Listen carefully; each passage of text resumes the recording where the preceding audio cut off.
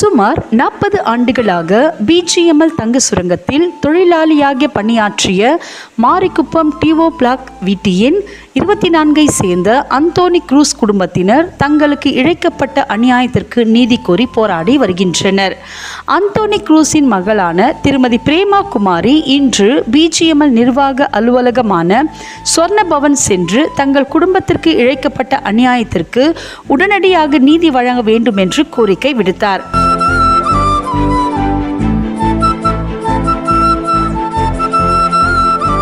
இதனைத் தொடர்ந்து செய்தியாளர்களை சந்தித்த அவர், வருகின்ற 15ஆம் தேதிக்குள் எங்கள் குடும்பத்திற்கு உரிய நீதி கிடைக்கவில்லை என்றால் சொர்ணபவன் முன்பு தீக்குளித்து போராட்டத்தில் ஈடுபட வேண்டிய கட்டாய நிலைக்கு தள்ளப்படுவோம் என்று வேதனையுடன் தெரிவித்தார்.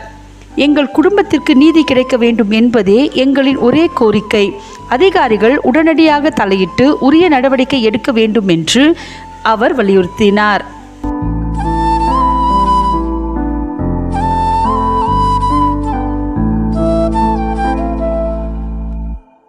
என் பேர் பிரேமகுமாரி. டூபியா பிளாக் மாரிக்குப்பம் வீட் நம்பர் 24. எங்க அப்பா பேர் அந்தோனி குரூஸ். எங்க அப்பா பிஜிஎம்எல்ல வேலை பண்ணாங்க. ஒரு 40 வருஷமா வேலை பண்ணியிருந்தாரு எங்க அப்பா பிஜிஎம்எல்ல.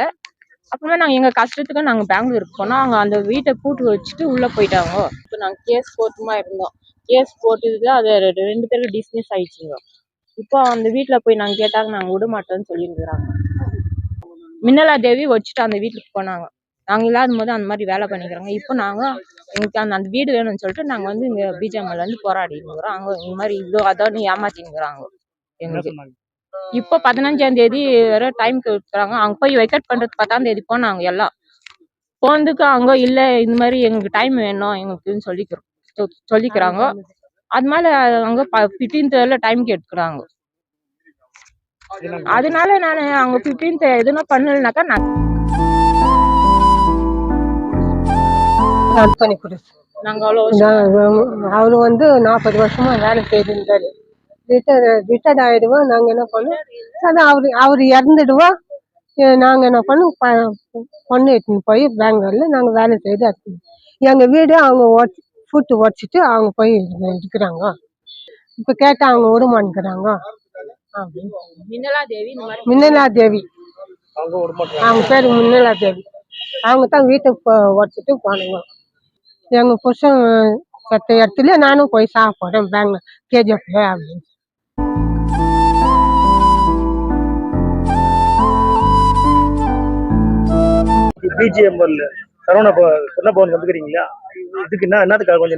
இன்னைக்கு என்னன்னாக்கா எக்ஸ் எம்ப்ளாய் அந்தோனி குரூஸ்னோட 2PO பிளாக் நம்பர் 24 இருக்கிறாங்க. அவங்க வந்து வீடு பூட்டிட்டு பெங்களூருக்கு எங்க வேலைக்கு போகும்போது அன்ஆத்தரைஸ் பர்சன்ட் வீட்டை வச்சுட்டு உள்ள போயிட்டாங்க. அது உள்ள போயிட்ட பிறகு அது காலி பண்ண சொல்லி ரொம்ப போராடினாங்க. கோர்ட்டு கேஸ் ஆச்சு. கோர்ட்ல வந்து 2 பேரும் அப்பீர் ஆனாங்க. கோர்ட்டு டிஸ்மிஸ் ஆச்சு 5 வருஷத்துக்கு பிறகு. ஏன்னாக்கா இவங்க வச்ச லாயரோ அவங்க வச்ச லாயரோ ஜட்ஜ்மெண்ட் அன்னைக்கு வெளியே போயிடுறது. வெளியே போகும்போது ஜட்ஜு பாக்குறா நம்ம அது பண்ணுன்னு சொல்லிட்டு டிஸ்மிஸ் பண்ணிட்டாரு. டிஸ்மிஸ் பண்ணிட்ட பிறகு எங்களுக்கு இது நாலேஜுக்கு வரல 5 இயர்ஸா. இப்ப நாங்க யூனியன் எல்லாம் பண்ணிட்டு போகும்போது யாரும் சொல்லிக்கிறாங்க, எக்ஸாம்பிள் அசோசியேஷன் இருக்கிறாங்க, அவங்க கிட்ட போய் சொல்லுங்க, அவங்க சால்வ் பண்ணாங்க. அங்க யாரும் மார்க்கெட்ல சொல்லி இவங்க வந்து எங்கிட்ட சொன்னாங்க. சொன்ன பிறகு நாங்க சிஎஸ்ஓ கிட்ட போனோம். சிஎஸ்ஓ கிட்ட 1 இயரா போராடினு இந்த வீட்டுக்கு வெக்கேட் இன்னைக்கு பார்க்கலாம், நாளைக்கு பார்க்கலாம், நெக்ஸ்ட் வீக் வா, அப்படி பண்றேன், ஏப்ரல் 14th வெக்கேட் பண்ணி தரேன். அது என்னன்னாக்கா கமிட் ஆகிட்டுக்கிறாங்க. அவங்க கிட்டே என்ன அது நம்மளுக்கு தெரியாது. அப்படி பண்ணாலும் ப்ரூவ் பண்ண முடியாது. அதனால வேண்டி இன்னைக்கு வந்தோம். ஓஎஸ்டி கிட்ட நாலேஜுக்கு போலன்னு சொன்னோம். ஓஎஸ்டி 15ஆம் தேதி வெக்கேட் பண்ணி தரேன்னுக்கிறாரு. ஆல்ரெடி எஸ்ஐ போலீஸ்கார் வந்துக்கிறாங்க வீட்டுக்கிட்ட.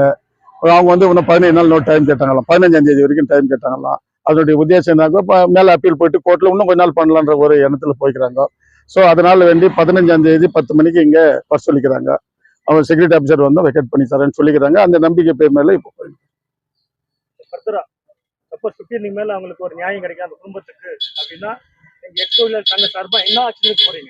நாங்க ஒன்னும் ஆக்ஷன் எடுக்க போறல. எங்களுக்கு ஒண்ணும் கிடையாது. அவங்க வந்து என்னன்றாங்கன்னா அவங்க என்ன சொல்றாங்கன்னாக்கா, நாங்க வந்து எங்களுக்கு நியாயம் கிடைக்காது உங்ககிட்ட சொல்லி பார்த்தோம், ஆபீஸ்லயும் சொல்லி பார்த்தோம், யாரும் எங்களுக்கு கிடைக்கலனாக்கா 15ஆம் தேதி என்னுடைய வீடு காட்டுறாங்க. பெட்ரோல் ஊத்திக்கிறேன் பிரஸ் கால் எதிர்ப்பு. நாங்க அதை அவாய்ட் பண்ணி வானா அதுக்கு வந்து சொல்யூஷன் அது இல்லை, போராடலாம், நம்ம போய் கேட்டு பார்க்கலாம்னு சொன்னதான் இன்னைக்கு அந்த பிரச்சனைகளுக்கெல்லாம் சால்வ் ஆச்சு. அப்படி பண்ணலனாக்கா மண்டே நாங்க காலையில இங்க வருவோம், அவங்களும் வருவாங்க, அங்க வந்து உட்காந்துருவாங்க. வெக்கேஷன் கண்டிப்பா இருக்கும்.